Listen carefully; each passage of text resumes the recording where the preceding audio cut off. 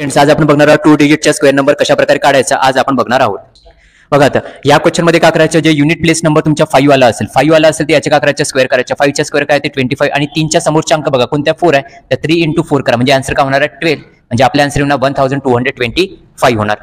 पुन्हा आपण क्वेश्चन घेतला बघा, ही ट्रिक कधी यूज करायची, जे युनिट प्लेस नंबर म्हणजे एंडिंग मधला जो नंबर राहणार तो जो 5 वाला असेल तर 5 चा स्क्वेअर करायचा आणि 5 च्या समोरचा अंक कोणता आहे ते 6. मग या दोघांच्या मल्टिप्लिकेशन 5 × 6 झाले 30. ते लिहायचं स्टार्टिंग मध्ये म्हणजे 55 चा स्क्वेअर आहे 3025 होणार.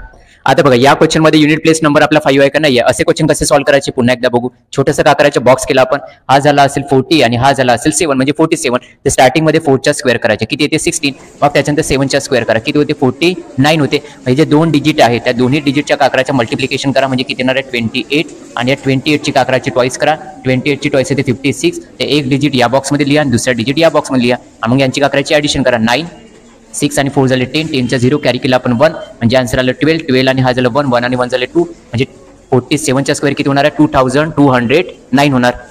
बघा आता 2 डिजिटचा स्क्वेअर नंबर कसा काढायचा पुन्हा एकदा बघू आपण. छोटंसं असं बॉक्स केलं, हा झाला 20 आणि हा झाला 3. त्या अगोदर काकराचे या बॉक्स मध्ये 2 चा स्क्वेअर करा, 2 चा स्क्वेअर काय ते सांगा 4. मग या बॉक्स मध्ये काकराच्या 3 चा स्क्वेअर करा, 3 चा स्क्वेअर काय ते 9. तर असं लिहून टाकायचं, सिंगल डिजिट आलं तर लिहायचं 09. मग या दोन्ही डिजिटच्या काकराचे मल्टिप्लिकेशन 2 × 3 म्हणजे किती होणार बघा 6. आणि या 6 ची काकराची टॉईस करा, 6 ची टॉईस काय होते 12. ते एक डिजिट इथं लिहा एका बॉक्स मध्ये, दुसरा डिजिट नेक्स्ट बॉक्स मध्ये लिहा. आता त्यांची ऍडिशन करा 9 2 आणि 4 आणि 1 किती ते 5 म्हणजे 23 चा स्क्वेअर किती होणार आहे 529 होणार.